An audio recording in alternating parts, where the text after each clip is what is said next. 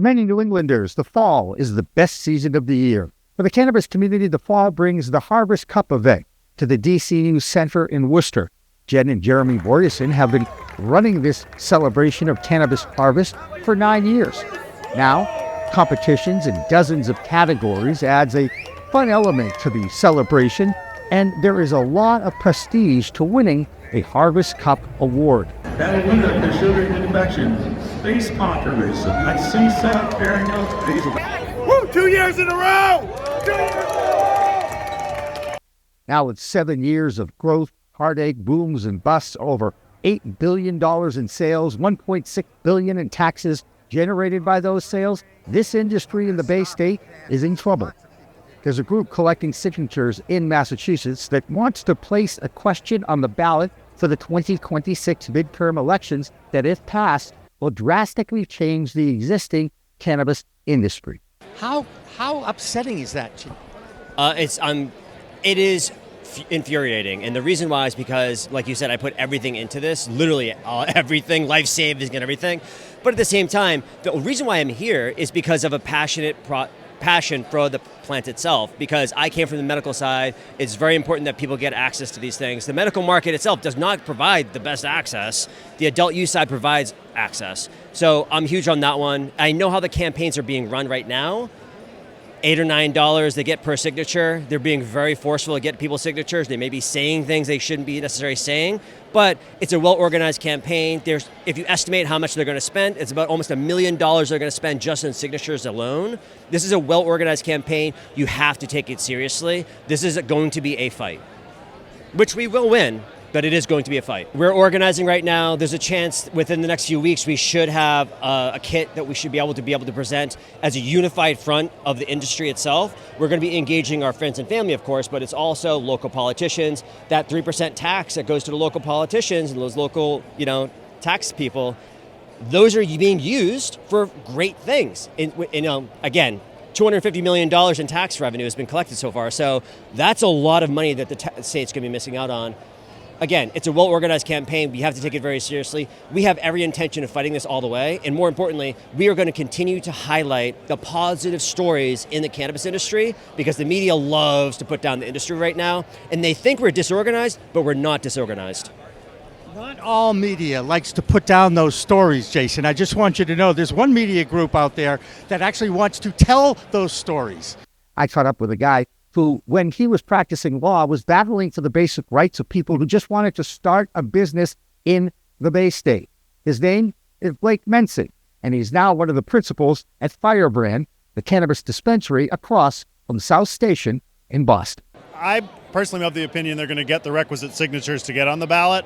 The issue that makes me a little nervous is that the people who are most likely to vote to get rid of the cannabis industry are the people who most frequently vote. So it's up to us in the industry, it's up to stoners to vote. I don't think the public sentiment's enough to get rid of the whole industry. The sky hasn't fallen, there are more jobs and there's tax revenue. So there's no real negative. I certainly have the opinion that if you don't like weed, don't buy it, and it's pretty easy to keep out of your life. But I think apathy is what could lead to a reversal of legalization. So we can't take it for granted, even though common sense would tell us that no one in their right mind would vote to eliminate an entire industry. But you got to go and vote. Having that opinion won't mean anything unless you go and vote. Money in the industry, as you know, is dire right now. Capital's not flowing. The green rush got nailed by the green wall, and now people aren't paying their bills. I mean, it is a scary time in this industry right now. Do you think that you have the unity of people in the industry to understand how serious this is? I think unity on this issue is very possible because it's obviously existential, right? If cannabis for adults is not legal, a lot of people's hopes, dreams, blood, sweat, and tears will be going down the drain. So you can't just sit back and say, how did this happen? We need to be actively, presenting a cohesive, coherent counterpoint to the prohibitionist rhetoric. And obviously the reports of, lying to people to get a signature is very clearly motivated by the money these people are getting paid. But, a signature doesn't mean a vote. So even if you got tricked and you signed it, go encourage people to vote. Go encourage people in your friend circle, your family, to go vote. Even if you're a single issue voter, great. This is an issue that literally, will make or break this industry. And of course, it also goes to what happens in this industry. It's the one tool that citizens can do on their own to move forward with this cause. And you know what's happening in this country, because I know you study and look at it, and you probably even watch the Cannabis Coast to Coast news show at some point, once in a while, that Nebraska, Ohio, the question gets approved by the populace, and then the lawmakers get involved, and they try to change it. This is a danger to democracy, Blake. I firmly agree, and Massachusetts isn't immune to that. The voter-approved initiative here was for a 10% tax rate, and we're at 20. So, yeah, I mean, when you call something, an act to regulate cannabis like alcohol, well, actually do it. We're not regulated like alcohol at all. We're much more tightly controlled. That's a great point, by the way. And is that one of the reasons why Big Alcohol is taking a look at the industry and wants to get involved with the infused? Yeah, pure greed. They fear a threat to our industry because, the younger generation's going to weed more than alcohol. And, I drank plenty as a younger fellow. And I'm shocked to hear that. Now the thought of, having a six-pack, it's like I already have a hangover thinking about that. First, I want to get your reaction, Derek, to the sordid tactics that this group that's collecting signatures in this state to eliminate what's going on here today. Unfortunately, I'm not surprised, Jimmy. What I am surprised at is that you can straight up lie to people and get them to sign anything. I could lie to you, get your signature, and that's freedom of speech. So I didn't realize that. I thought, that was pretty obvious that what they're doing is wrong, but it turns out nobody's going to step in and save us, right? So this is going to happen. It's going to get on the ballot. It's up to us as an industry to come together and make sure that the general public knows what those ballot questions actually are. Because if we leave it up to our opposition, we already know they're just going to lie to get what they want, and that they have the money. I used to own a limo company before I got into this. Uber paid Obama's lobbyists to change the rules and look at the taxi industry. So if you think it can't happen, I've seen it. It destroyed a whole industry before, and now the people who are behind it are going to steal the whole thing. It's pretty bad. We're going to hand $1 billion industry over to somebody. I'm about to open a dispensary on the border of New Hampshire. None of those New Hampshire customers will be able to consume in Massachusetts. So it's only taken me about 5 or 6 years to open this. So that's out the window, basically. That's unfortunately the country that we live in. It's controlled by corporations. Politicians are going to listen to the lobbyist that has the most amount of money. So if our opposition has a significant amount of money that they're spending on lobbyists, then they're going to get the ear of those politicians. So, are you telling me that the political system in our country is corrupt and that, No, they're not in business right now. Exactly. So, look at how crazy it is. So what I do is very simple, man. I roll with the punches. I've been selling cannabis since before it was legal. I got my start in '94. I'm going to continue to sell it. I'm in Mass, Connecticut, and New York. Right now, they're going after Mass in Maine. If they get either one of those, they're just going to do this everywhere. So if you think it's just here, you're wrong. This is a bigger picture thing. This is the pharmaceutical industry trying to get their hands on our business. That's America in a lot of ways. The richest move forward, and the little guy gets hurt. And yet, in the beginning, they being our lawmakers, wanted to give a shot to those people who have been most impacted by the failed war on drugs, and then they're allowing this to happen again, Derek. Yeah, they're not just let that happen. What they're actually doing is they're going to strip away everything that, not just the war on drugs, like the social equity applicants, forget that. what about the regular mom and pop people, the guys that have one or two dispensaries, or the small manufacturer? Like, essentially, this is going to go big corporate, So unfortunately, I don't see a way around it. The only way that we can avoid this is if we come together as an industry and we actually spend money on lobbyists, and we spend more money than our opposition.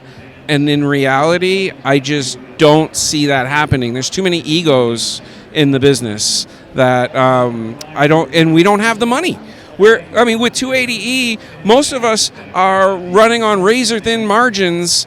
So it's not like there's a lot of money to give. And all the tax money, we're not being represented for the money that we are giving. So now we just have to give more money on top of that to maybe get it our way. At least I have Connecticut and New York. Now you get to tell me a little bit about how you built your little brand empire here in Massachusetts.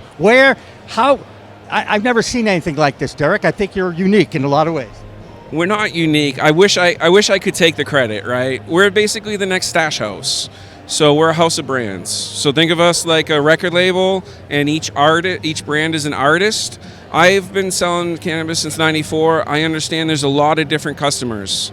You can't be everything to everybody. So I can't be Gucci and Target, right? So we have PAX, which is the best infused pre-roll, and then I have Beantown Greentown, which is a non-profit. So one sells wholesale for, $5, and the other one sells wholesale for $25. So there's a 5 times price there, but you can't have the same, so you have to have something for everyone. When you hear stories about the sordid tactics of Signature gathering for an anti-adult use initiative in the state of Massachusetts.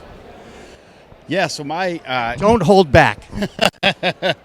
My thoughts and opinion on the whole industry right now, I've been growing weed since 1999, so I got a few years into this, before it was legal, before, everybody and their grandmother could get involved in this industry. So seeing where it's gone over the years, it's been a little discouraging to me to see where certain parts of this industry has gone. But in the recent developments with, them trying to stop recreational cannabis from being legal in this state again, I'm torn between both worlds here, because my thought with this plant that, my whole life I have grown this plant for purposes of healing people, of smoking it myself to help me heal, to help my family and friends heal, and that's what this plant is here for.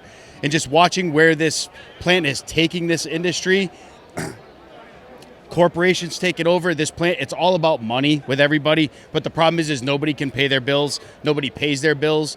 So, I've been at work for months because people can't pay their bills. Dispensaries don't pay their bills. So the whole recreational market for me, it would benefit somebody like me if the recreational market wasn't there. I said it before when they decided to come out with legalization of cannabis. I thought it was going to be the worst thing for this plant, the plant itself, because of what this plant is on this planet for. It's not here for everybody to get rich off of and make money. And now in Massachusetts, what we see is everybody got into this thinking they were going to be millionaires, and now everybody's scraping to make it. Everybody's scraping to make dollars. So in the state of the world, it's hard. It's a difficult thing right now. And how about the fact that there's a group out there that's misrepresenting what they're out there actually trying to do, and to get rid of what was the voters already put in? It's an anti-democratic movement. Yeah, so it's already been voted for and passed. So recreational cannabis is here. It's here to stay. It's not going anywhere. There's too much revenue. There's way too many benefits for this state to have this plant in stores being sold. The revenue they're pulling from this plant, they're not going to get that anywhere else. It's ridiculous. So that's not going to go anywhere. But the tactics they're using to, I've seen some video. I think it was Chris Ferrone did an interview in a parking lot. These people are out there talking about, this is to keep kids out of prison for weed, and putting it on different fronts where you're lying to people. You know what I mean? You can't scam people. And unfortunately, a lot of this industry was built on that. So it doesn't surprise me there's people out there that are doing that. But, it's a tough thing to deal with, right? For me, like I've pulled back from this industry. It's a tough industry to be a part of and to watch where things have gone in the past few years. But I mean, as far as like for me, this plant it's medicine for us, you know. So how it was introduced as a medical plant into this state, and then it became recreational. And I mean, let's be honest, our Cannabis Control Commission. Embarrassing. They're embarrassed. I don't even want to get. They're embarrassing. I'll say it again and again. So, you know, that's a whole nother conversation for another day. But, you know, just the regulations and stuff that are put in place and then opening it up. So they killed their own industry. They killed their own industry here in this state. And it's happening across this whole country. You see it from state to state. You know, you look at the fresh states, they do okay for those first year or two. And then everybody wants their hands in it. And then that happens. We are where we are in Massachusetts right now. So That'll do it for this special report on the Harvest Cup for Cannabis Coast to Coast News. I'm the executive producer, Jimmy Young. Thanks for watching, and remember to like, share, and subscribe.